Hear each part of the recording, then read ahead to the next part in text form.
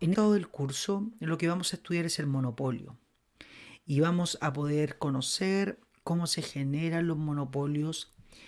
Vamos a dar un indicio de las soluciones que presenta el monopolista en cuanto a cuánto producir y el precio al cual vender, y vamos a tratar de especificar la relación o las implicancias detrás del equilibrio detrás del monopolista.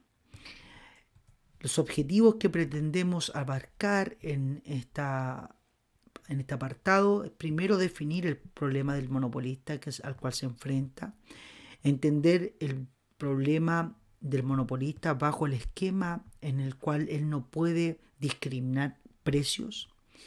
Vamos a entablar las interpretaciones de este problema y al final vamos a poder dar un ejemplo numérico a través de una función lineal y las implicancias obviamente de este ejemplo en términos del equilibrio en un mercado monopólico. Quisiese comenzar con esta cita de Mario Puzo con respecto al Padrino. Él dice que, al igual que muchos hombres de negocio, aprendió que la libre competencia era un derroche y un monopolio eficiente. Y así simplemente se dedicó a lograr ese monopolio eficiente. Sin duda alguna, uno cuando piensa en un esquema monopólico está pensando en un esquema ineficiente en el sentido paretiano. Esta proposición inicial nos muestra que podría existir acaso, y nos abre la interrogante, si es que nos pudiese existir acaso un esquema monopólico eficiente en el sentido paretiano. Y reconocemos que en competencia perfecta los equilibrios son eficientes, y eso lo veíamos en el apartado inicial de este curso. Y el supuesto principal de ese mercado eficiente de competencia perfecta es que las empresas y los individuos son tomadores de precios. Sus decisiones se hacen en función de un precio como información, y ellos no pueden alterar de manera individual los precios que hay en economía. Para poder sostener este supuesto, deben ocurrir principalmente dos aspectos relevantes. Primero, deben haber suficientes sustitutos. ¿Qué significa esto? De que si hay incentivo de parte de una empresa de subir los precios, el hecho de que existan sustitutos y varios sustitutos o sustitutos suficientes hacen de que los consumidores, ante el incremento en los precios de manera individual de parte de la empresa, ellos tengan la decisión de poder cambiarse a los sustitutos de ese bien. Además, la tecnología debe ser tal que los costos marginales no disminuyan. ¿Por qué? Porque al haber costos marginales que son decrecientes, como es el caso para los rendimientos a escalas crecientes, los costos medios, los costos marginales, al ser decrecientes en el tiempo, el óptimo para esa empresa es siempre tener precios más bajos. ¿Por qué? Porque ante aumento de la producción, sus costos marginales van a decrecer y obviamente sus costos medios.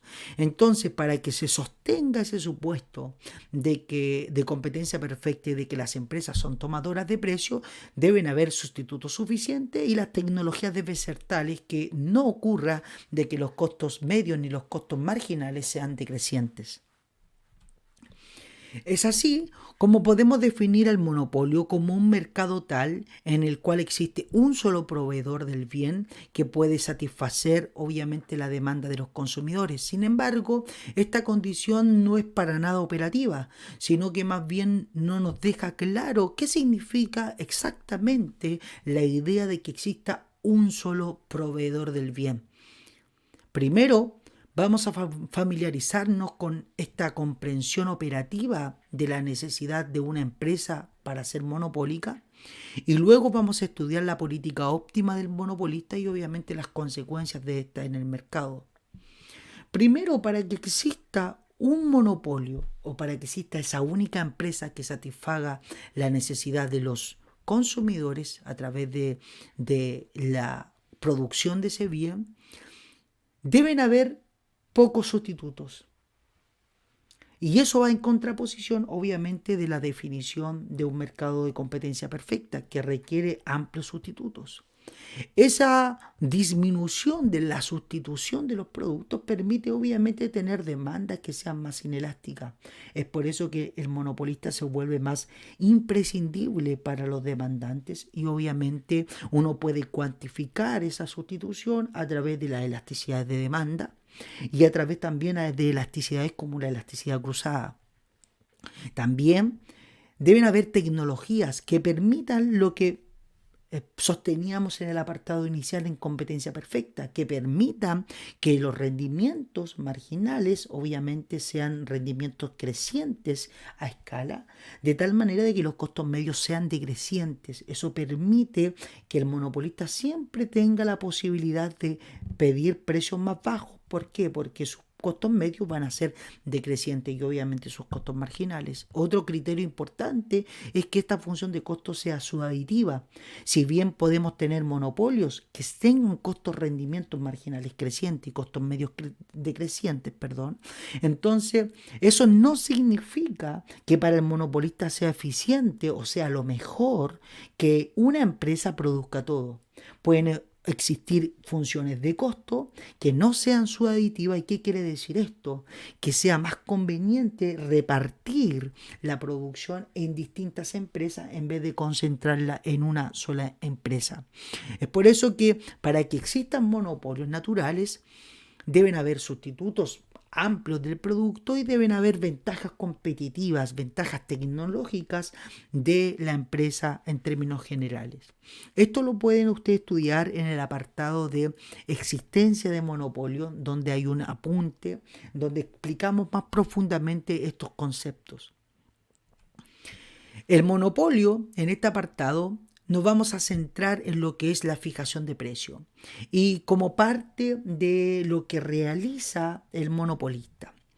Para poder comprender la política de fijación de precios del monopolista vamos a distinguir diferentes tipos de casos. Primero, la política en donde el monopolista no puede discriminar precios diferenciados o generar precios diferenciados a sus clientes a través de la discriminación de precios, y también se abre el espectro para cuando el monopolista puede discriminar de precio. Para profundizar sobre este último apartado de la discriminación de precio, lo invito a ustedes a ver el apartado de discriminación de precio que va a estar disponible en su plataforma Canvas. Vamos a ver este monopolio cuando él no puede discriminar de precio. Primero, como se ha dicho y se ha dado a conocer, el mercado funciona de tal manera de que los consumidores son sensibles ante variaciones en los precios y son sensibles obviamente ante variaciones de la cantidad ofrecida por los oferentes, en este caso un único oferente. Es por ende que la función de beneficio del monopolista, el monopolista tiene que decidir cuál va a ser la metodología a la cual va a poder influir sobre los demandantes y sobre el mercado en sí. Vemos que una función típica de una empresa está compuesta por los ingresos totales, que sería el precio del bien multiplicado por la cantidad producida, menos los costos totales, que es una función de costo tipificada por la letra C en este caso particular. ¿Qué podría hacer el monopolista? Podría incrementar los ingresos o minimizar los costos. Sabemos que la función de demanda, la función de costo, es una función con ciertas características, pero los ingresos pueden aumentarse a través de dos vías: incremento en los precios o incremento en la cantidad producida. Lastimosamente, eso en la función de demanda no puede ocurrir simultáneamente. No podemos aumentar los precios y la cantidad producida de manera simultánea. Lo que podemos elegir o es aumentar los precios o es disminuir la cantidad producida, pero simultáneamente por la ley de demanda no podemos hacerlo de manera simultánea. Este tipo tiene dos implicancias, este tipo de función de beneficio tiene dos implicancias relevantes, obviamente, o implicancias relevantes para el monopolista. Primero, podemos estimar una función de demanda que está denotado por la letra X, que tipifica cuánto se demanda de un bien en particular, dado los distintos niveles de precio. Y en competencia perfecta sabemos que dicha función de demanda es perfectamente elástica. ¿Por qué? Porque reconocemos la gran variedad de sustitutos y la gran variedad de sustitutos permite que cualquier incremento en los precios de manera individual por la empresa, los individuos van a poder cambiarse, a pesar de que esa empresa sea la única que produzca un bien en particular. Dado que existe sustituto, los individuos pueden cambiarse de bien de manera particular. Eso ocurre en competencia perfecta, pero en competencia imperfecta, o en este caso en el monopolio, eso no ocurre. ¿Por qué? Porque las características del monopolio es que existen pocos sustitutos, lo que permiten demandas que sean más inelásticas. ¿Y qué decisión puede tener el monopolista frente a esto? El monopolista puede fijar un precio y así fijar una cantidad producida y obviamente una cantidad demandada por los demandantes. Esa puede ser una política, fijar el precio, y al fijar el precio, por ende, se va a encontrar con una cantidad demandada y obviamente una cantidad producida. O el monopolista puede decidir la cantidad producida. Y al fijar la cantidad producida, puede determinar un precio para el mercado o el mercado determina un precio para esa cantidad producida. Imaginemos que adoptamos esta segunda posición. ¿Qué significa esto? Vamos a fijar la cantidad. Eso va a significar que para el monopolista la variable de decisión sea lo que produce y no a cuánto lo vende. ¿Sí? Entonces, para eso es relevante conocer el monopolista la función inversa de demanda. ¿Por qué?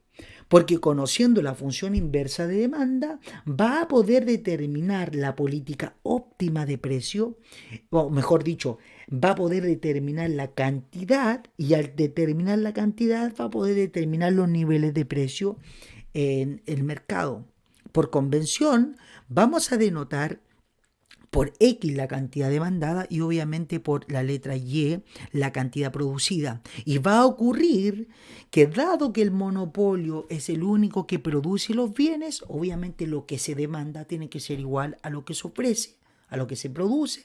Entonces X va a ser igual a Y vamos a tipificar la función inversa de demanda como una función de precio que depende de lo que se produce y obviamente eso va a ser lo que se demanda al final del día.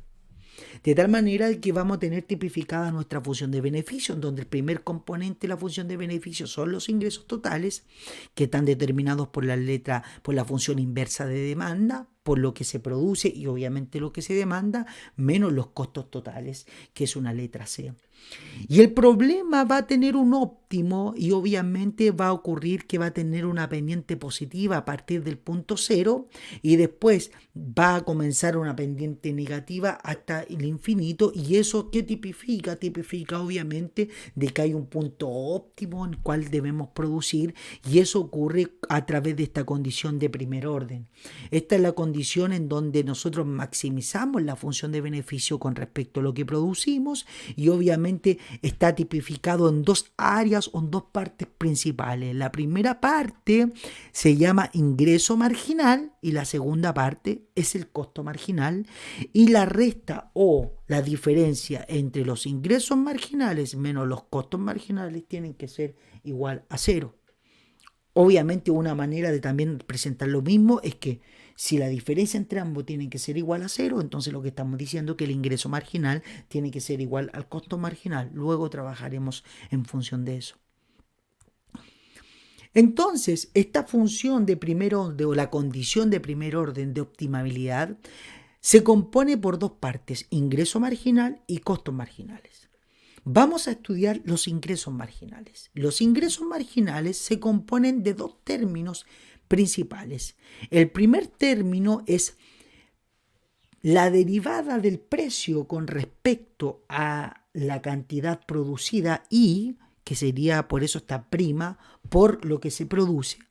Y a esto le llamamos el efecto precio.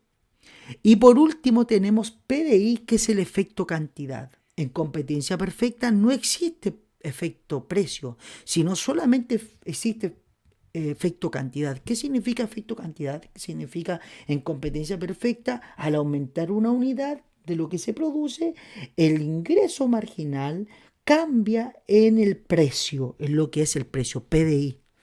Pero al tener este efecto precio, dada la elasticidad de demanda, obviamente los ingresos marginales no van a ser igual al precio, sino que vamos a tener este otro componente. Y este componente es un componente negativo. ¿Por qué? Porque el cambio que tiene el precio ante lo que se produce es negativo por ley de demanda y obviamente lo que se produce es algo positivo. Entonces el efecto es el efecto cantidad, eso es lo que ocurre en los mercados competitivos, y el efecto precio es algo nuevo, y mide cuánto se pierde en el ingreso ante aumento de la cantidad producida. Entonces, el monopolista en el ingreso marginal tiene que compensar dos cosas. Uno, voy a aumentar, ¿sí? Aumentar mi cantidad producida, pero también por aumento de mi cantidad producida voy a ganar el precio, ¿sí? Es el efecto cantidad, pero también voy a perder ingresos por efecto precio. ¿Y por qué voy a perder ingresos por efecto precio? Por la sencilla razón de que por ley de demanda el aumento de la cantidad producida va a generar disminución en los precios. Entonces no es simplemente de que el monopolista puede producir y aumentar la producción y eso va a generar más y más ingresos.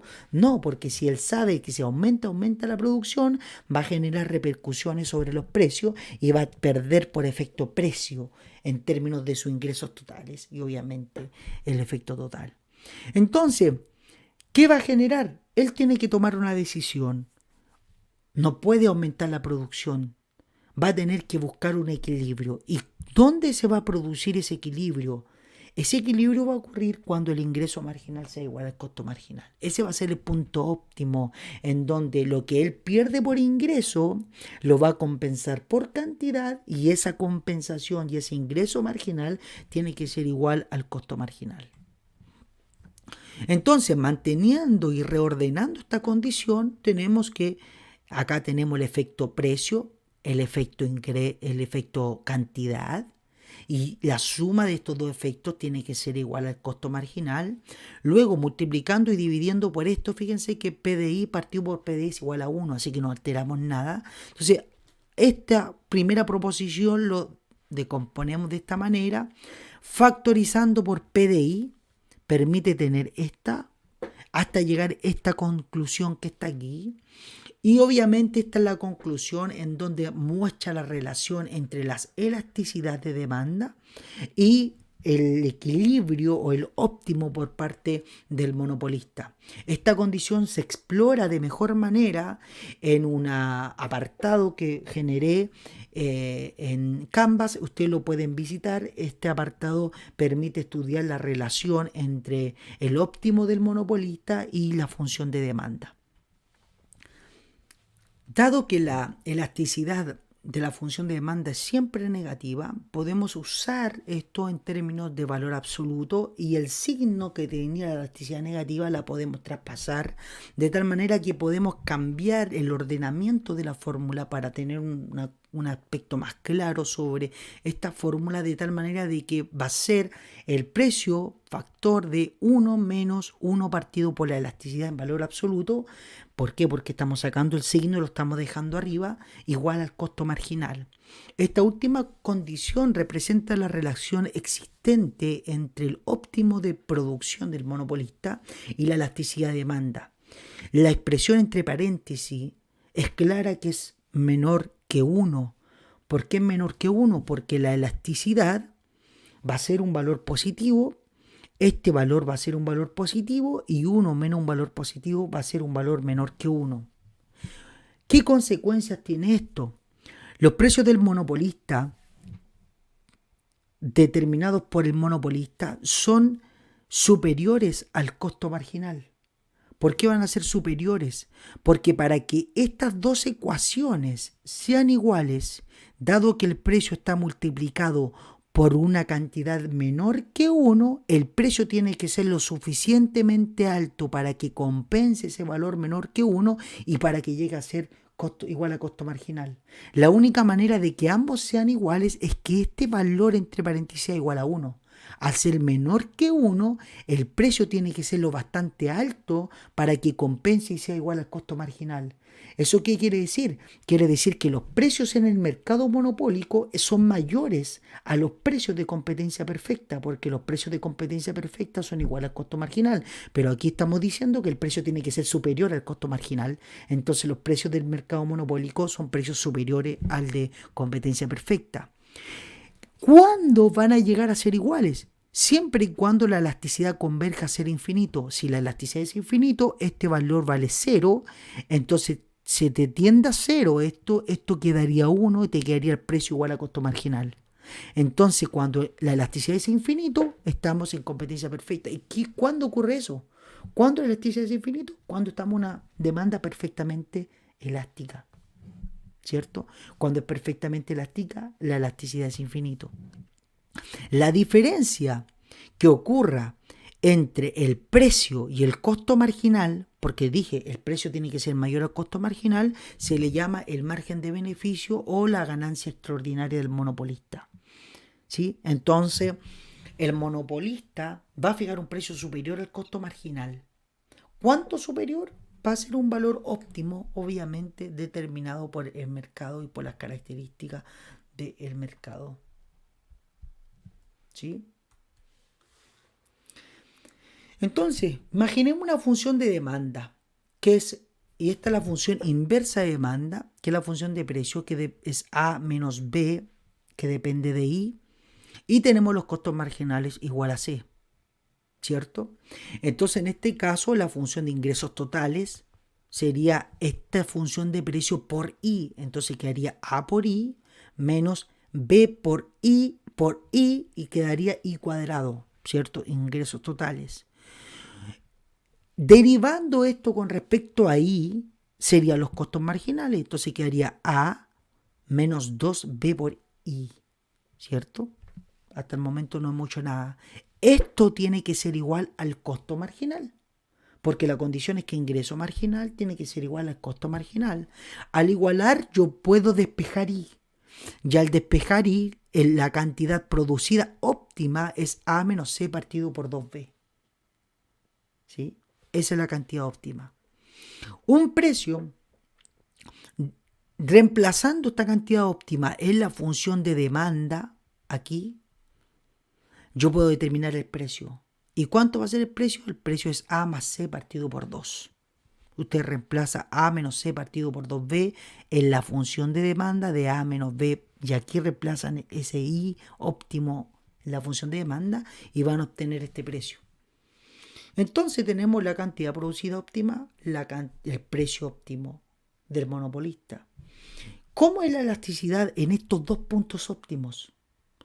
Para poder obtener la elasticidad, basta obviamente determinar la función, la derivada de la función de demanda con respecto al precio. ¿Por qué? Porque la elasticidad es la derivada de la función de demanda con respecto al precio por el precio partido por la cantidad demandada.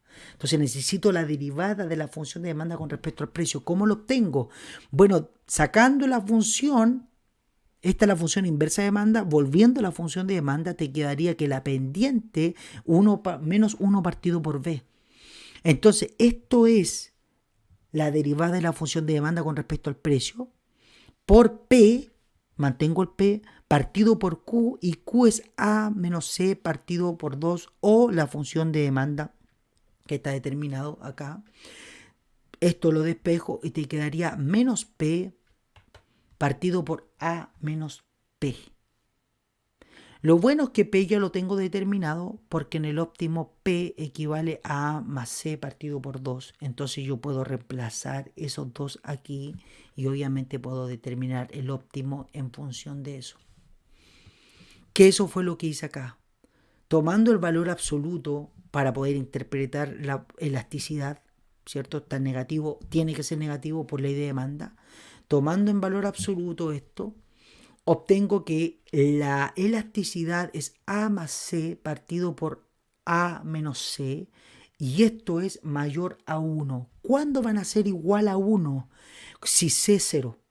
Si C es 0, va a quedar A partido por A igual a 1.